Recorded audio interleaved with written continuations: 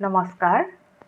কৰ্ণাটকৰ মহীশূৰৰ পৰা অসমীয়া ভাষা সাহিত্য চৰ্চাৰ মঞ্চ পোহৰ জোনাকীলৈ শুভ কামনা জনাই মই শিৱসাগৰৰ পৰা ইলোৰা ভাগৱতীয়ে এটি স্বৰচিত কবিতা পাঠ কৰিবলৈ আগবাঢ়িছোঁ। কবিতাটিৰ শিৰোনাম শৰতৰ পূৰ্ণিমা।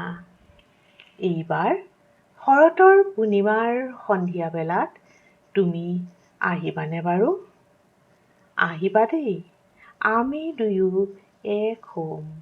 তুমি বাঁহী বজাবা, মই তোমাৰ বাঁহীৰ সুৰে সুৰে আপোন পাহৰা হৈ নাচি নাচি তোমাৰ লগত বিলীন হৈ যাম।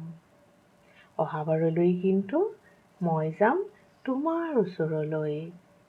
তুমি তেতিয়া কৃষ্ণৰ সংলাপবোৰ আওৰাই যাবা আৰু মই ৰাধাৰ সংলাপবোৰ আওৰাই যাম আপোন পাহৰা হৈ।